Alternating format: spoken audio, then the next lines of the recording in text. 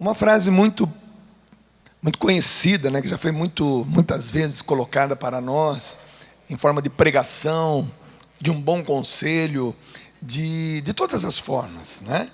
Que é aquela frase que todos nós já ouvimos e também já dissemos: conhecereis a verdade, e a verdade vos libertará. Né? Conhecer a verdade exige duas coisas. Primeiro, uma graça muito grande da parte de Deus para conosco, de nos dar a oportunidade de nos encontrarmos com ela. Porque todos os dias nós nos encontramos com a mentira, todos os dias nós nos encontramos com a verdade. Então ela faz parte do dia a dia da nossa vida. Todos os dias alguém nos conta uma mentira, todos os dias alguém nos conta uma verdade, né? Todos os dias nós ligamos a televisão, nos telejornais, e ouvimos e vemos pessoas dizendo grandes mentiras, até como se fossem grandes verdades. E vemos também pessoas, de uma maneira até às vezes tímida, dizendo grandes verdades, mas tal é a timidez, a falta de parresia, como foi cantado agora nessa música. Mas a falta de parresia faz a pessoa dizer grandes verdades de maneira tão tímida que até parece mentira. Então, conhecer a verdade e ser liberto por ela é uma graça de Deus. Porque primeiro, nós precisamos encontrar, detectar, entender e fazer uma experiência com a verdade. E a palavra de Deus, seja ela de qualquer livro da Bíblia, seja ela de qualquer contexto, ela nos traz essa possibilidade. Portanto, eu já começo essa pregação incentivando você a ter mais contato com a palavra de Deus. Primeiro que ela desperta em nós, porque a palavra de Deus ela é viva, ela é eficaz, ela é penetrante, como se fosse uma faca de dois gumes, e ela vai separando dentro de nós o certo do errado, o que é engano daquilo que é acerto, aquilo que é mentira, aquilo que é verdade. Então, você ao ter contato com a palavra de Deus, mesmo sem você fazer isso com a intenção de encontrar a verdade, talvez você estude a palavra de Deus porque você quer se alimentar espiritualmente, porque você quer conhecer um pouco mais da história da humanidade, porque você realmente quer fazer uma experiência mística. Talvez você, lá no fundo do fundo, você não esteja querendo realmente fazer essa experiência de encontrar com a verdade. Mas a palavra de Deus, o contato com ela, faz com que ela separe dentro de você. Se você ler um trecho de um salmo, se você ler um livro de algum dos profetas, se você ler uma carta de Paulo, por exemplo, se você ler um trecho dos evangelhos, o contato com a palavra de Deus causa, é efeito e causa, né? Ele causa em você essa separação dentro de você daquilo que é verdade, daquilo que é mentira. E os efeitos são naturais. Quem tem na sua frente a separação daquilo que é verdade e o que é mentira, o efeito é o quê? É optar pela verdade. Optando pela verdade, começa em nossa vida a experiência da libertação. A experiência da libertação de um engano do passado, de uma má escolha, de um vício, de uma calúnia, de uma mentira, de um embrolho que se tornou a tua vida. Então veja, é muito importante para todos nós termos contato com a palavra de Deus, em todos os níveis. Estou falando não apenas de pessoas batizadas no Espírito Santo, pessoas que têm uma vivência sacramental já amadurecida. Não, estou dizendo qualquer pessoa, de qualquer segmento da sociedade, de qualquer profissão, de qualquer estágio, né, da sua vida, de qualquer momento, de qualquer faixa etária. Você, ao ter contato com a palavra de Deus, automaticamente as coisas vão se discernindo. Discernir significa separar. Vai ficando claro na sua vida o que é certo, o que é errado, o que é mentira, o que é verdade. Estando bem claro na sua frente, você passa então a optar pela verdade. E em contato com a verdade, começa em sua vida uma obra de libertação. Por isso dizemos então a frase: conhecereis a verdade, e a verdade vos libertará. Então muitas vezes essa frase tão comum, tão falada, tão ouvida, não é esmiuçada. E a gente nunca, apesar de conhecer a frase, não fazemos a experiência com ela. Por exemplo, hoje eu estava conversando com alguns irmãos aqui embaixo, antes de subir aqui para o palco, estávamos conversando sobre a atualidade do nosso país, né? O nosso país hoje vive uma grande mentira. Hoje o nosso país é o país da mentira. Você liga a televisão e você vê mentira, mentira, e uma mentira que desculpa a outra mentira, uma outra mentira que engana para que a mentira anterior seja escondida, seja disfarçada. E hoje nós vivemos num país da mentira. E para nós, discernir entre uma mentira grande e uma mentira pequena, que vantagem vai trazer a nós brasileiros, a nós que estamos esperando na fila de um SUS, a nós que não temos leito para deitar quando estamos doentes, as mensalidades escolares, ao IPTU, aos impostos, isso traz a nós consequências diretas. Por quê? Porque o país hoje é um país da mentira. Hoje vivemos uma mentira. Mas a palavra de Deus diz: conhecereis a verdade. E a verdade, a experiência com a verdade, trará libertação a todos nós. Olha que trecho bacana. E olha que eu estou fazendo uma introdução para falar de misericórdia de Deus, viu? Não estou fazendo uma introdução para fazer uma pregação muito dura, não. Estou fazendo só para te localizar. Mas olha o que Isaías, que é um profeta, olha o que ele escreve no capítulo número 30, no versículo número 8. E olha que o tema na Bíblia da Ave Maria diz assim: calma e conversão. Calma. Diga para quem está do teu lado: calma, calma, não se desespere. Mas diga para ela também: converta-se. Muda o caminho. Tenha calma, mas mude o caminho, tá? Não se desespere agora não. Olha o que Isaías, sendo usado por Deus, olha o que Deus fala através da boca de um profeta. Versículo número 8. Agora pois, versículo número 8 do capítulo número 30 de Isaías: agora pois, vai escrever estas coisas de uma prancheta. Prancheta é como se fosse a base desse ambão, que eu vou colocar agora sobre ele um caderno, alguma coisa, vou me apoiar e vou escrever. Vai lá na prancheta. Eu fui, durante muitos anos da minha vida, também desenhista projetista. Sentava numa prancheta, pensava para desenhar, peças ligado à manutenção mecânica, engrenagens, polias e tudo mais, grandes projetos. Então eu sentava na prancheta, pensava, raciocinava muito para depois escrever. E é isso que Deus fala para ele: agora pois, vai escrever essas coisas de uma prancheta, escreve-as num livro, a fim de que isso permaneça para o futuro e seja um testemunho eterno. Veja o que Deus queria que ele escrevesse, mas que ficasse para nós, 2016.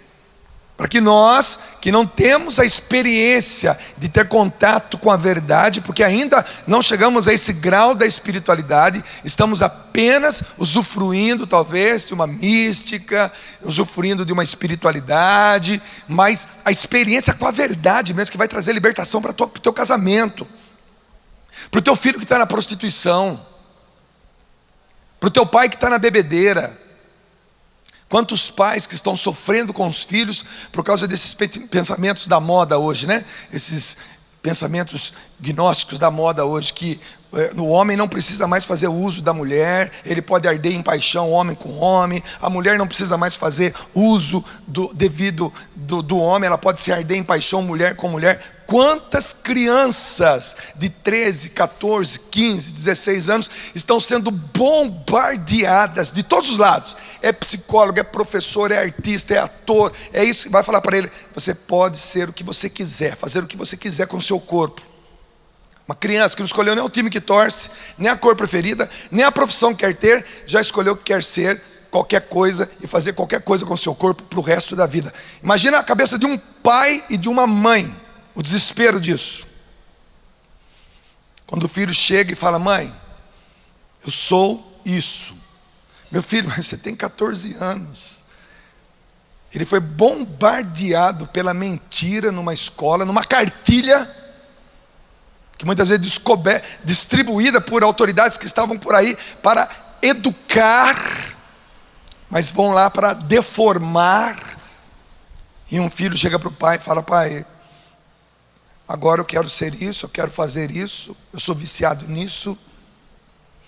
E o pai não educou essa criança para isso.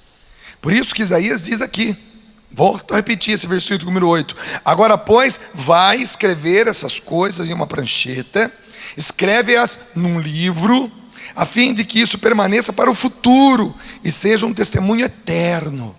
E ele começa a escrever: porque este é um povo rebelde, são filhos mentirosos, filhos que se recusam a ouvir as instruções do Senhor.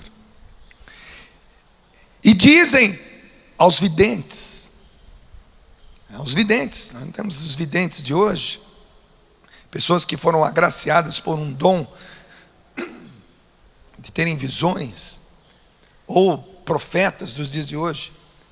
Essas pessoas mentirosas dizem aos videntes: não vejas.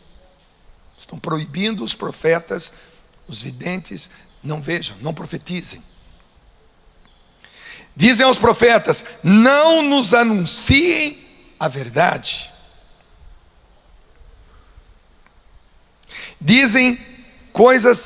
Digam-nos coisas agradáveis. Profetizai-nos fantasias. Veja, as pessoas não estão querendo a verdade, as pessoas querem fantasias. Fantasias de uma novela. Você acha que aquilo que acontece na novela é verdade? Você acha que aquilo que acontece ali na novela, a novela que todo dia entra na tua casa, quem sabe ainda, às 6 da tarde, às 8 da noite, às 9, às 10, aquela enxurrada de mentiras, de conceitos anticristãos, que invadem a nossa casa, formando a opinião, formando a consciência de adolescentes, de crianças. Mentiras e mais mentiras que vão entrando através de reality shows, de entrevistas de políticos corruptos. Aquela enxurrada de mentira é aquilo que o povo pedia: profetizem-nos, por favor, mas profetizem-nos fantasias. Falem-nos, mas nos contem mentiras, porque a gente não quer ouvir a verdade. Aquele povo não queria ouvir a verdade naquela época. Volta a dizer o versículo 9: porque este é um povo rebelde, são filhos mentirosos, filhos que se recusam a ouvir as instruções do Senhor. E dizem aos videntes: não vejais, e aos profetas: não nos anunciais a verdade. Dizei-nos coisas agradáveis, profetizai-nos fantasias.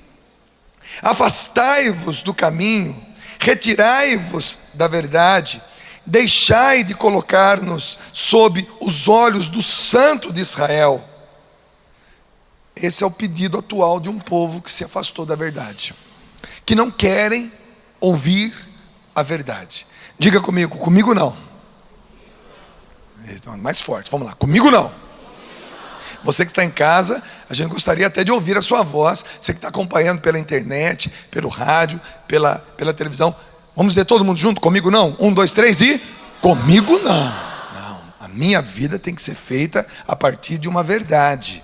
Claro que nenhum de nós somos donos da verdade, nenhum de nós, mas a verdade existe, e eu quero ter contato com a verdade, porque somente em contato com a verdade eu vou poder definir, discernir, separar na minha frente, na frente do meu matrimônio, na frente da educação que eu quero dar para os meus filhos, na frente da minha vivência, da minha fé dentro da minha igreja. No caso, nós somos católicos, apostólicos, romanos. Somente com esse contato com a verdade, e somente optando por ela, é que eu terei a experiência então de viver conhecereis a verdade, e a verdade vos libertará. Porque se eu não tiver contato com ela, se eu não fizer opção por ela, eu vou ter contato com o contrário dela, que é a mentira. E a mentira não liberta, ela escraviza. Quantas vezes você já ouviu um jovem dizendo assim: não, eu uso maconha mesmo porque meu professor, fulano de tal artista, falou que maconha não tem problema nenhum, não faz mal à saúde. Que não faz mal à saúde, rapaz, você está louco. Você acreditou nessa mentira? Você acreditou na mentira que maconha não faz mal à saúde? E por isso você é a favor das pessoas que querem legalizar a maconha no Brasil? Você acreditou nessa mentira? Você está cada vez mais lento, você está cada vez falando mais lento, o seu raciocínio é cada vez mais lento, você está sendo lesado, você está entrando num processo letárgico, ou seja, de lentidão, e você acha ainda que a maconha não está te fazendo mal. Não, porque maconha não faz mal, porque maconha, inclusive, é usada para medicina. Claro que é usada para medicina, cocaína é usada para medicina, a maconha é usada para medicina. Essas plantas encontradas na natureza, na dosagem certa, são remédios. Na dosagem errada, veneno. E você está tratando veneno como se fosse remédio, porque você está errando na dosagem. Mas o cara acha que aquilo lá é uma grande verdade, porque contaram para ele, porque passaram para ele fantasias. Veja, e a televisão, o rádio, a música, a moda, a piada, o cinema, cheio de fantasia. Claro, existe muita boa coisa bonita no entretenimento, existe muita arte, mas a quantidade de verdade que entra na nossa casa é pífia, é mínima, mediante a quantidade de mentira. E qual é o papel de um pai? Qual é o papel de uma mãe, de um irmão mais velho, de um sacerdote, de um missionário? É filtrar, é ajudar o povo a voltar a ter contato com a verdade. Volto a dizer, o nosso país atualmente é um país da mentira. Você liga a televisão, dá nojo, dá vontade de vomitar, de tanta gente contando tanta mentira, e a gente é obrigado a ficar ouvindo aquilo lá, como aquele povo daquela época pedia. Eles dizem aos videntes: não vejam. Aos profetas: não nos anunciem a verdade, dizei-nos coisas agradáveis, profetizai-nos fantasias. De décadas em décadas, o nosso país ele mergulha numa fantasia, ele mergulha numa mentira. E nessa última década, de 2010 até 2020, acho que nós nunca vimos o nosso país tão metido numa mentira, tão metido numa fantasia. E quem é que está sofrendo com isso? Nós. Então, ou nós começamos a ter contato com a verdade, para cobrarmos essa verdade de todas as nossas autoridades religiosas, políticas, na educação, na saúde. Nós precisamos ter esse contato com a verdade, porque a consciência não virá de quem está lá em cima, a consciência virá de quem está aqui embaixo. Somos nós que estamos sofrendo na pele. Se eu perguntar para todo mundo que tem carro aqui, todo mundo que já pagou IPVA, está todo mundo ali, não, vou deixar para o meio do ano, pagar com multa, porque agora não dá, paguei a primeira, vocês vão pagar a segunda. Quem está sofrendo somos nós, sofrendo pelo poder de uma mentira. Mas eu vou aliviar no meu discurso, porque isso ainda é uma introdução, né? Mas Deus vai falar aqui embaixo, agora no versículo 18. É por isso, né? Então agora eu vou entrar numa linguagem mais espiritual, mas não porque eu gostaria de entrar numa linguagem espiritual. Na verdade, eu gostaria de permanecer nessa outra linguagem. Eu gostaria de falar coisas que eu não posso falar na televisão. Mas eu também preciso vir para a linguagem espiritual, porque o conforto, a esperança, também não pode morrer. Esse ditado que nós sempre usamos, a esperança é a última que morre, é verdade. Nós não podemos ser um povo sem esperança, precisamos ser um povo que tem muita esperança. Por isso que é dito aqui: é por isso que o Senhor está desejoso. Imagina uma pessoa desejosa. É por isso que o Senhor está desejoso de vos perdoar. Ah, mas perdoado, eu não fiz nada, eu sou só vítima. É perdoar, perdoei, perdoando. Olha como é que se termina essa palavra: doar, doando, doei. Ao perdoar, o Senhor está dando a nós, Ele está como que, não pendurando a nossa dívida, escrevendo aqui, pode gastar fiado. Não, ele está falando assim, estou te dando crédito.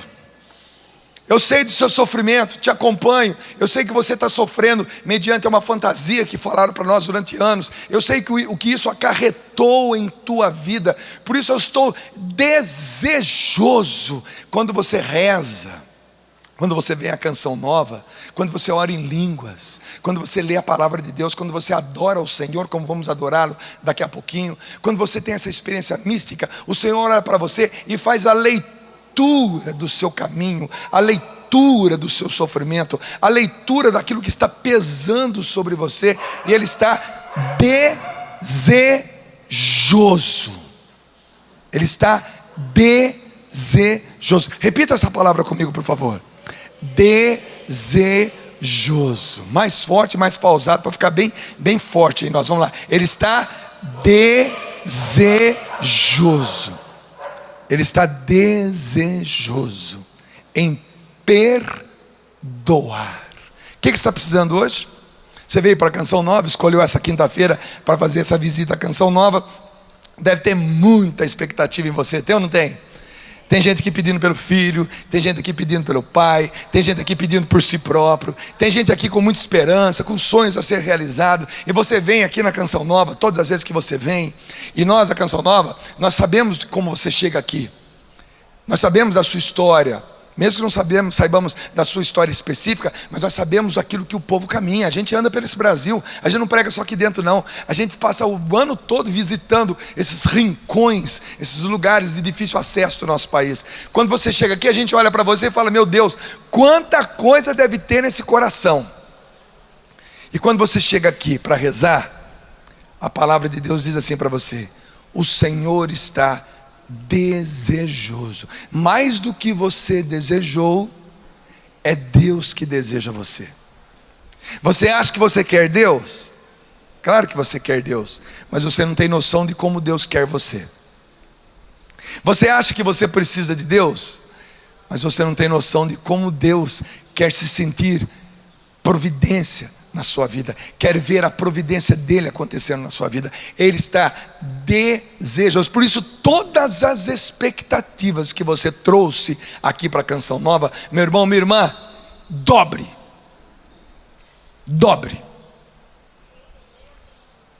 todas as expectativas que você trouxe consigo hoje, nessa quinta-feira aqui na Canção Nova. Eu vou dizer para você de novo, dobre. Imagina você ali nas cataratas do Iguaçu, aqui em Foz do Iguaçu, ou então nas cataratas do Niágara, que faz a fronteira entre os Estados Unidos e Canadá. É tanta água caindo. Imagine que essa água caindo seja a graça de Deus. E você chega lá, se você colocar um copo d'água assim, ó, e tirar, enche. Mas ao invés de um copo d'água, você pegar um barril de 60 litros e colocar com a mesma velocidade, enche. Mas se você, ao invés de um barril de 60 litros, colocar uma caçamba de um caminhão, com a mesma velocidade, enche. Mas ao invés de uma caçamba, você pegar um grande tanque, com, sei lá, 50 metros de diâmetro, 10 metros de altura, e com a mesma velocidade, você fizer isso, enche do mesmo jeito. Portanto, se você veio com um copinho, se a sua expectativa em Deus hoje é um copo, eu digo para você, no mínimo, dobre. Porque mais do que você é Deus, desejoso. Porque Ele lê o sofrimento desse povo, Ele lê o momento atual do nosso país, Ele sabe o que você está administrando na tua casa, Ele sabe das tuas contas a pagar, Ele sabe do drama que você vive com teu filho, Ele sabe da luta interior para vencer aquele pecado, para esquecer e se perdoar por causa daquele pecado.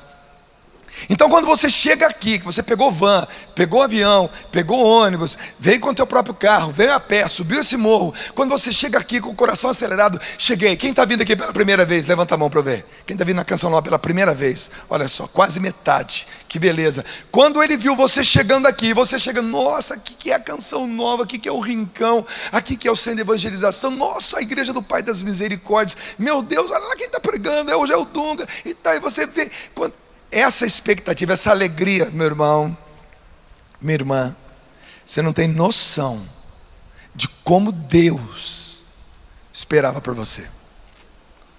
E mais do que eu aqui falando para todo mundo, é Deus falando com você. A experiência que você pode ter com Deus aqui, que está desejoso. Imagina você encontrar com alguém desejoso, gente. Todo mundo aqui, a maioria é adulto, mas todo mundo ainda se lembra da sua vida de jovem. Lembra ou não lembra? Alguém aqui esqueceu de quando era jovem? Não. Você se lembra quando você se apaixonou pela primeira vez? Você se lembra? Ou pela única vez, né? Quando você sentiu aquele sentimento gostoso, aquele desejo, você vivia desejoso, desejosa, de quê? De estar com o amado. A pessoa era a amada, eu era aquele que dava amor. Eu tinha tanto amor, que eu vivia desejoso para encontrar aquela pessoa, o meu amado. Talvez ele sentisse, ou ela sentisse também vontade de estar comigo, e com certeza sim. Mas hoje eu sou casado há 29 anos, graças a Deus, com a Neia, e eu me lembro que eu ainda tive 2 oportunidades. Eu namorei com a Neia com 15 anos de idade, depois nós terminamos e voltamos a namorar com 20 anos de idade. Mas mais do que me lembrar quando eu tinha 20, eu gosto de me lembrar quando eu tinha 15. Quando ao ver a Neia, quando na possibilidade de ver a Neia, quando na eminência de ver a Neia, o meu coração começava a bater, não no peito, batia aqui, pulsava na garganta. Tum, tum, tum. Quando o meu estômago, parece que ele descia para a barriga da perna. Era um desarranjo. Por quê? Porque eu estava desejoso de ver quem eu amava. Gente, se eu, ser humano, pecador, limitado, tenho a capacidade de sentir isso, você pode imaginar Deus, que está desejoso de te amar, de te perdoar, de viver uma vida perdoando, que já te perdoou. Esses dons que você tem, na verdade, são presentes de um Deus que te ama, que te recebe todos os dias, que se encontra com o pecador arrependido, o filho que gastou tudo, pródigo, que gastou tudo o que tinha, era dele, mas não estava na hora de gastar ainda, gastou da maneira indevida. Mas quando volta, aquele pai que está ali na varanda, vendo no horizonte da estrada aquela silhueta que se aproxima, não, hoje é meu filho, agora é o meu filho, é o meu filho. Aquele pai, essa parábola mostra um pai desejoso, que vive na expectativa do filho que volta, do filho que vem depois de anos. Tem gente que volta para Deus com 60 anos. Ô Padre, sua benção, que bom que deu certo aqui, hein? Gente, que joia.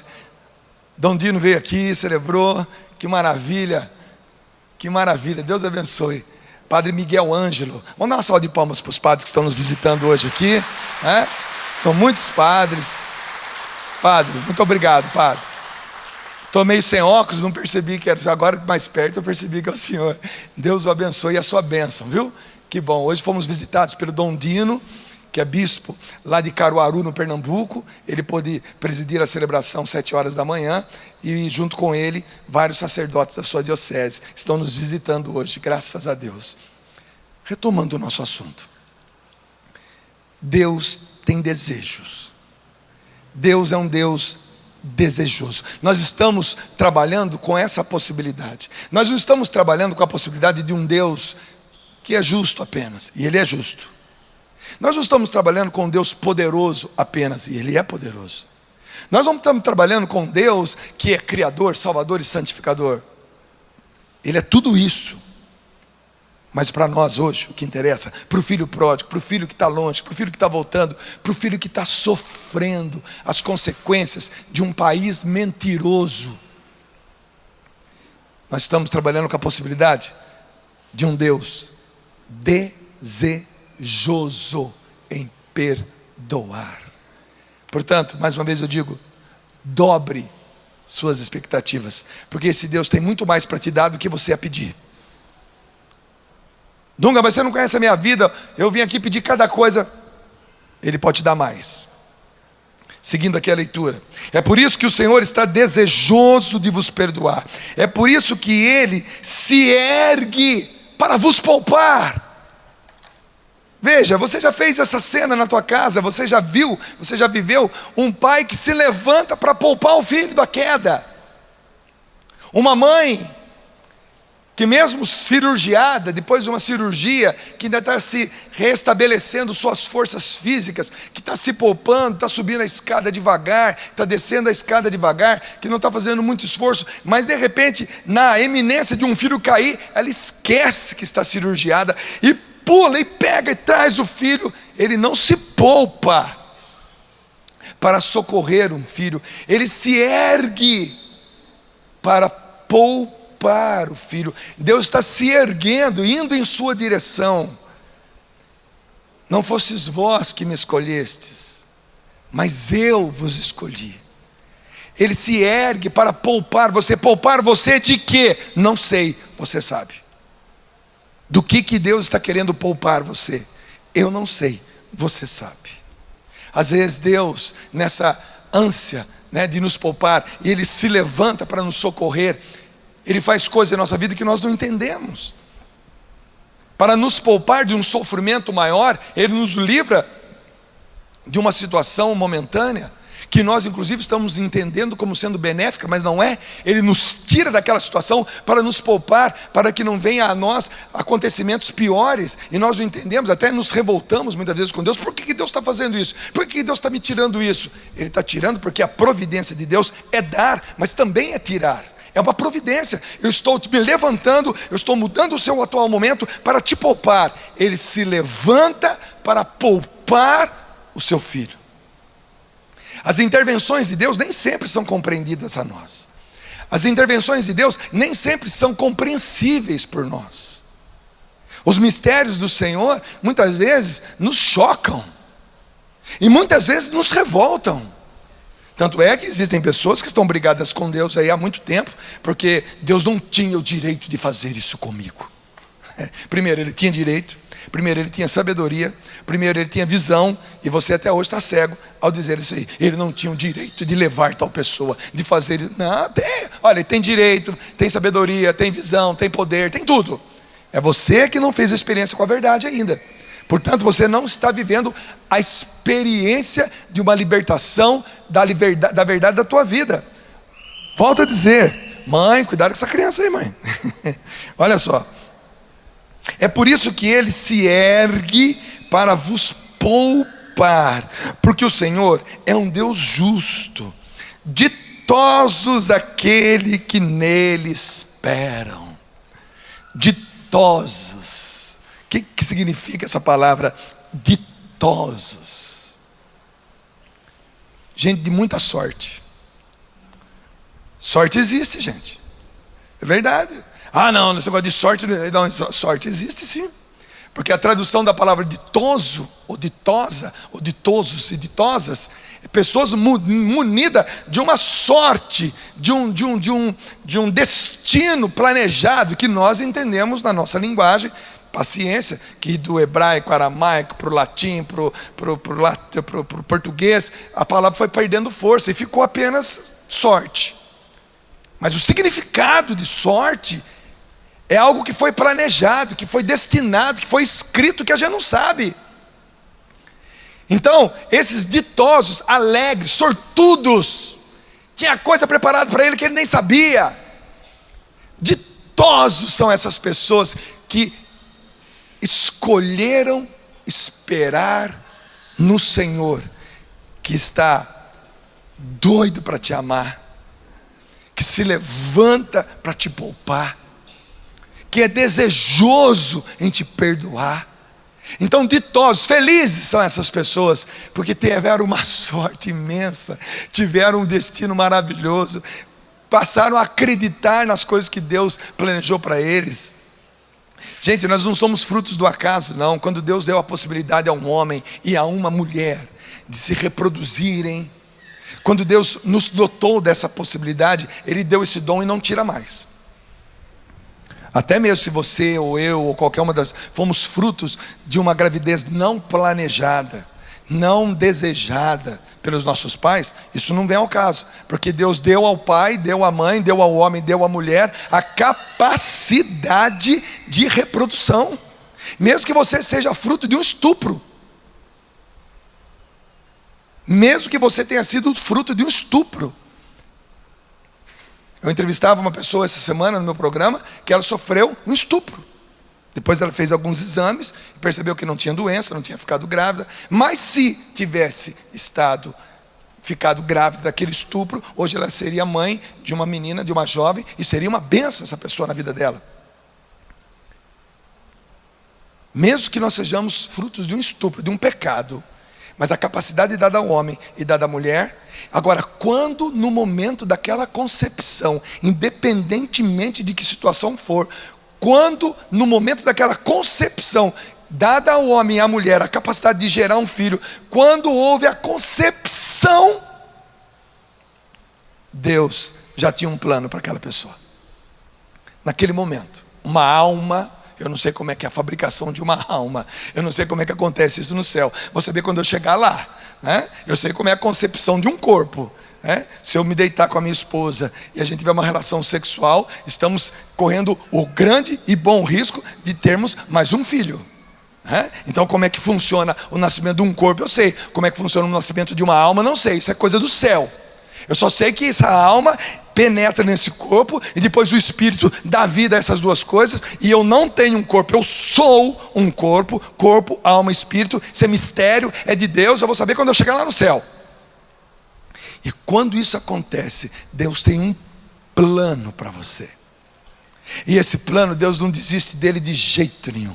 Deus não esquece dele. Ele vem acompanhando você a vida toda. Ele vem acompanhando a vida. Você se lembra do último pecado que você cometeu?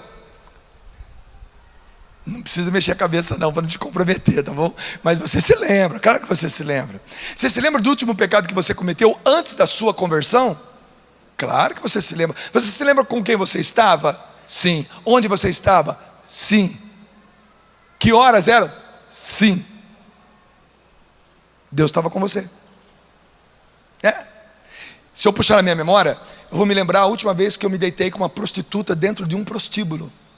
Se eu puxar na minha memória aqui, vou me lembrar como é que era o quarto, o rosto da prostituta, com quem eu fui para aquela zona de prostituição. Se eu puxar na minha memória, eu vou me lembrar de tudo. Deus estava comigo ali. Deus estava naquele quarto comigo. Deus estava no meu coração. Deus estava no coração da prostituta. E Deus, com o seu Espírito, dizia: filho, volta. Filho, volta. Filha, volta.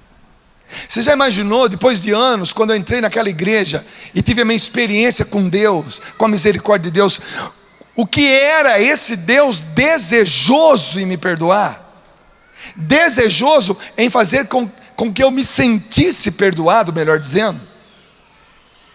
Você acha que naquele momento onde eu estava pecando, enrolando baseado, cheirando uma cairinha de cocaína, me prostituindo, batendo de alguém, apanhando de alguém, você acha que Deus naquele momento virava as costas? Não, eu não quero saber, você fica sozinho. Não, Ele não desistiu não. Por isso que quando um filho, uma filha, ele senta nessa cadeirinha branca, vindo da sua cidade, chega aqui com vergonha, chega aqui meio tímido, ai meu Deus, estou indo para a Canção Nova, o que eu fiz da minha vida?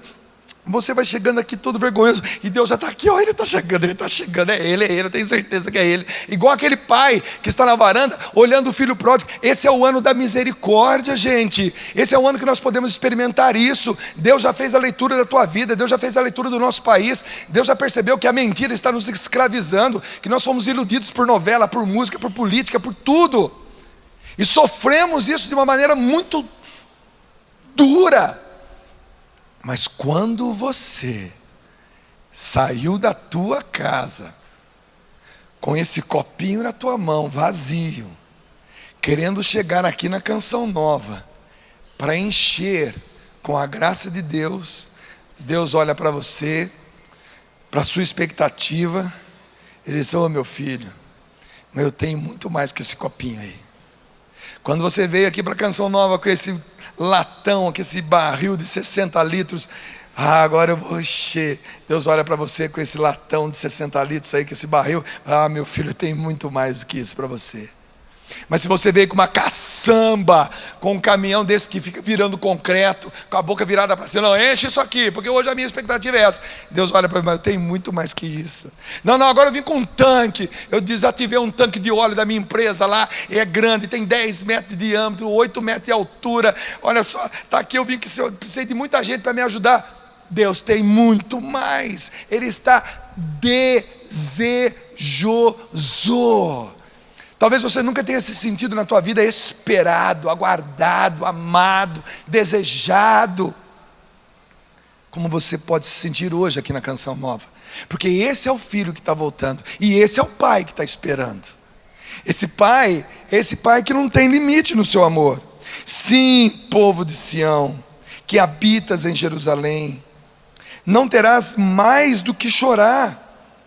A voz da tua súplica, Ele te fará misericórdia. Assim que ao ouvir, Ele te atenderá. Só que você chegou aqui tímido, não é? Tem marido que chega aqui chantageado pela mulher. A mulher fala, se você não for comigo na Canção Nova, preste muita atenção no que eu vou dizer para você.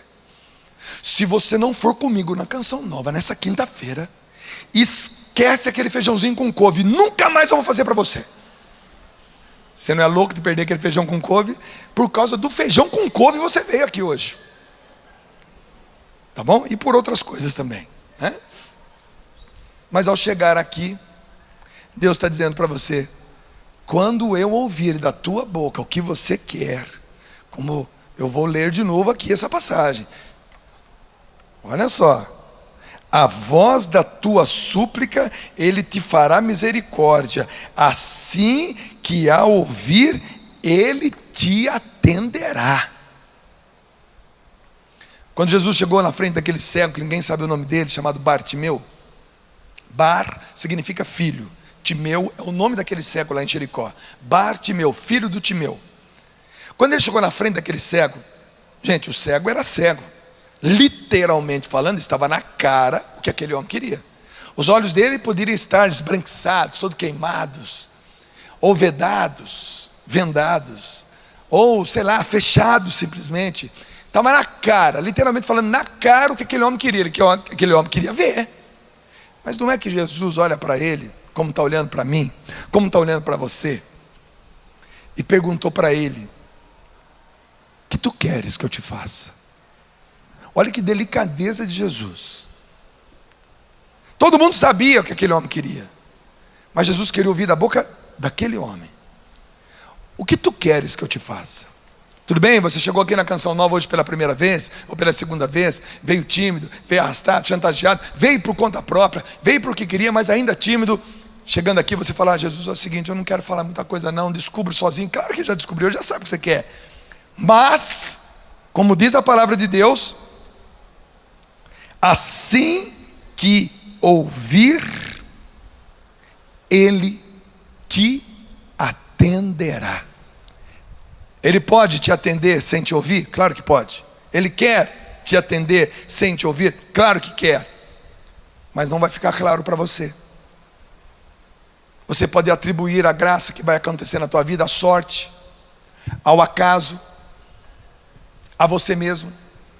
Mas quando você diz, quando você pede, quando você se direciona a Deus, pedindo exatamente aquilo que o teu coração está esperando, e você percebe que na tua vida aquilo aconteceu, aí você passa a saber quem te deu, porque você se lembra a quem você recorreu. Você não recorreu a uma espiritualidade falsa, a um Deus falso. Você não recorreu a uma pedra, a um cristal, a um gnomo, a um duende, a um pensador, a um filósofo. Não. Você se referiu, você se dirigiu, você pediu a Deus. E é a Ele que você deve a graça que você vai receber ainda hoje aqui na Canção Nova. Porque você veio e foi a Ele. Ele está doidinho para ouvir a sua voz. Como você acompanhou a leitura, Ele está desejoso em te perdoar. Ele se levanta para te poupar. E Ele está doidinho para te ouvir a hora que você disser o que você quer. E a minha pergunta para você agora: está pronta a frase aí do que você quer? Está pronto? Me dá o tom do misericórdia infinita, por favor. Está pronto? Se eu perguntasse para você agora: e tu, o que tu queres? A resposta estaria pronta? Estaria? Você já veio para sua casa pensando no que você vai pedir para Deus? Está pronta a frase, está pronto o pedido, está claro dentro de você o que você quer? Está claro, está justo aí, tá beleza? Olha, a hora que me vier a oportunidade, a hora que Jesus passar na minha frente, a hora que ele estiver lá no palco, a hora que o padre levantar o ostensório, a hóstia consagrada, a hora que eu estiver frente a frente com ele, está aqui na ponta da minha língua, eu vou pedir isso. Está pronto esse pedido aí? Está pronto? Ou você ainda precisa de um tempinho para pensar? Está pronto ou ainda está meio confuso dentro de você? Tem gente que não pede uma determinada graça, porque sabe que se isso acontecer, eu vou ter que deixar de viver essa outra situação aqui. Mas essa outra situação aqui é pecado, mas está tão gostoso. Tem gente que não quer pedir a verdade, porque vai ter que romper com a mentira. Portanto, não está fazendo a experiência com a verdade, porque só a verdade vos libertará. Algumas graças na nossa vida não acontecem porque nós não queremos nos desvincular com as desgraças. Algumas verdades em nossa vida não se instituem porque nós não queremos romper com algumas mentiras. Algumas profecias não acontecem em nossa vida porque nós não queremos nos desvincular de algumas fantasias. Chegou a hora da sua decisão. Você não veio à Canção Nova à toa. Eu não fui chamado aqui para pregar à toa. As pessoas que estão nos vendo e nos ouvindo e conectadas conosco não estão à toa. Tudo isso é uma providência divina. Tudo isso é um mover do Espírito Santo. Tudo isso é Deus fazendo a leitura da tua vida e conduzindo. Hoje é esse grupo. Deus mexeu o mundo para que você estivesse aqui hoje. Deus mexeu o mundo para que você estivesse me vendo nesse momento na sua televisão. Deus movimentou águas para que a tua oração hoje, nesse lugar, fosse ouvida. Deus preparou você, te tirou preconceitos, te fez vencer barreiras, te fez suportar esse pregador que talvez você não goste, para que você então formulasse o seu pedido a Ele. E agora eu leio de novo esse trecho bíblico, só para você ter a certeza de é com você que Deus está falando, que é com esse povo escolhido para o dia de hoje, o dia que se chama hoje. Ele diz a você: é por isso que o Senhor está desejoso em vos perdoar. É por isso que Ele se ergue para te poupar.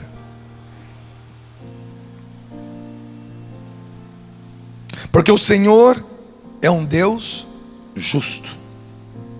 Ditosos, felizes, sortudos aqueles que nele esperam. Sim, povo de Sião, que habitais em Jerusalém, Cachoeira Paulista. Qual é o nome da sua cidade? Não, fala todo mundo bem forte. Qual é o nome da sua cidade? Ditosos. Sim, povo que habitais nessa cidade. Não terá mais de que chorar. Você não terá mais do que chorar. Acabou. Terá daqui para frente novos motivos, mas daqui para trás zero. Não tem mais motivos, porque hoje, ao longo desse dia, o Senhor acalentará o seu coração. A voz da tua súplica Ele te fará misericórdia. Esse A é um acraseado. A voz da sua súplica, assim que a sua súplica começar, a voz da tua súplica, Ele te fará misericórdia. Assim que ao ouvir, Ele te atenderá. Põe a mão no teu coração agora. Escuta só o que eu vou cantar agora, com a mão no coração. Senhor, aqui estamos para te louvar. Senhor, aqui estamos para te adorar. Unidos num só coração, nos rendemos a ti. Te louvamos, te adoramos, suplicamos a ti. Te louvamos, te adoramos, suplicamos a ti. De novo. Senhor, aqui estamos para te louvar. Senhor, aqui estamos para te adorar. Unidos num só coração, nos rendemos a ti. Te louvamos, te adoramos, suplicamos a ti. Te louvamos, te adoramos, suplicamos a ti. Vem cura-nos, Senhor. Vem liberta-nos, Senhor.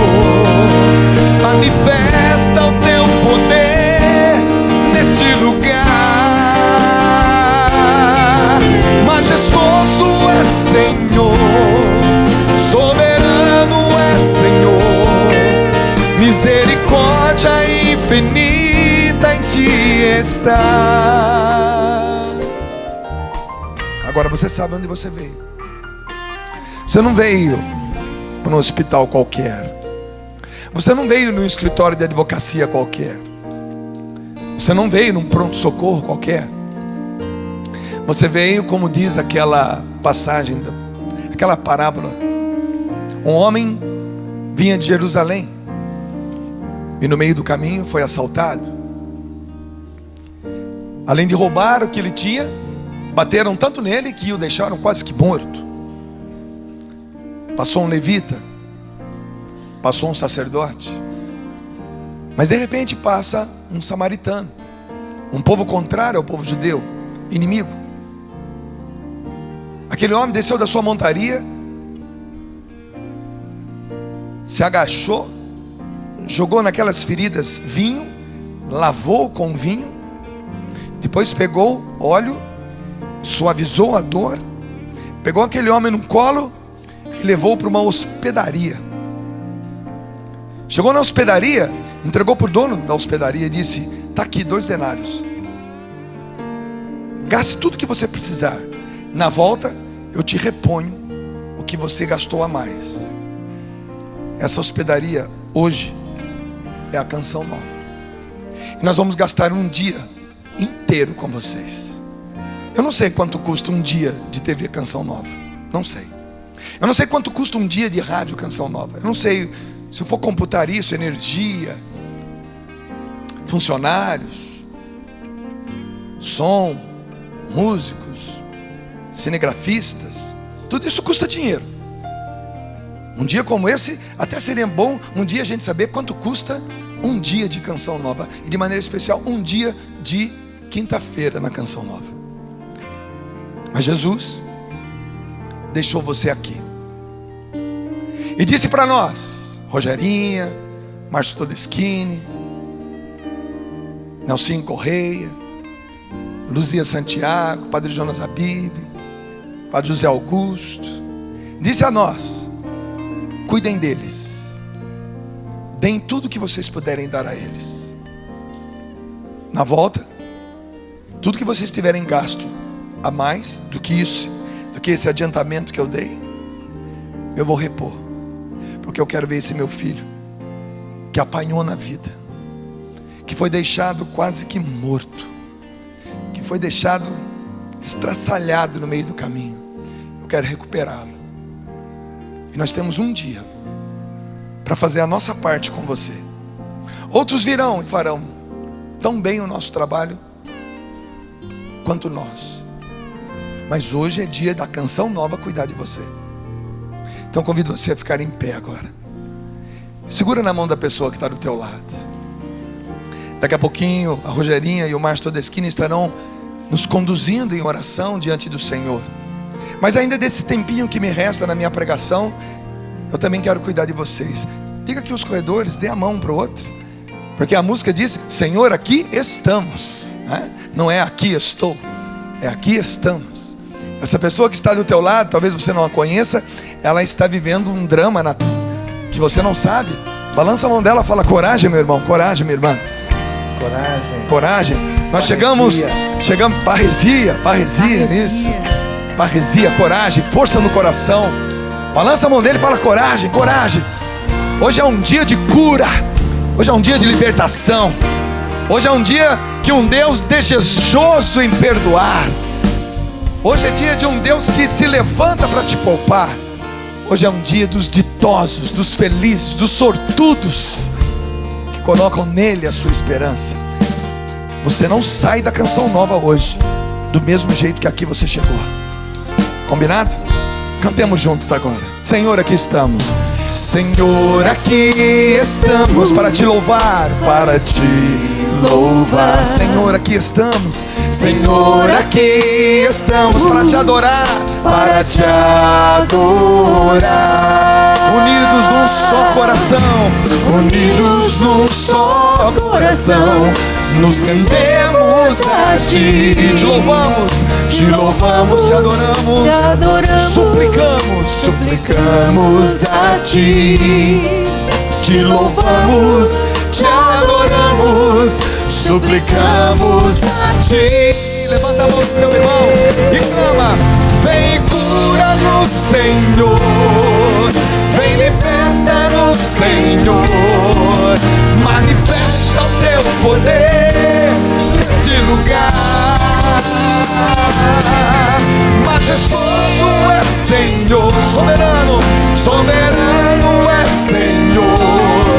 Misericórdia infinita em ti está. Vem e cura-nos, vem e cura-nos, Senhor. Vem, liberta-nos, Senhor. Manifesta o teu poder, manifesta o teu poder neste lugar. Majestoso é Senhor, soberano é Senhor. Misericórdia infinita em ti está. Põe a mão sobre o seu coração agora. Eu vou contar 1 minuto aqui no meu relógio, só 1 minuto. E durante 1 minuto, você vai fazer um pedido para Deus. O que você vai pedir eu não sei. Não existe o certo, não existe o errado. Você vai fazer um pedido a Deus. Alguns pedirão a construção de uma casa, outros pedirão um emprego novo, outros pedirão um salário melhor, outros pedirão a cesta básica do mês, alguns pedirão a cura de um câncer, que o filho saia da prostituição, que o marido pare de trair, que a esposa saia da depressão. Não sei o que você vai pedir, mas põe a mão no coração.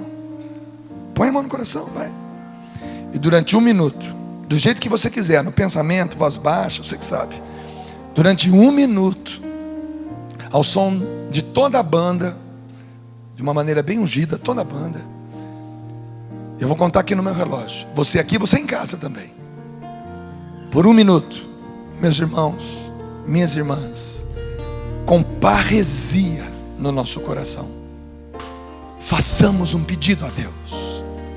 Agora, irmãos, peçamos ao Senhor.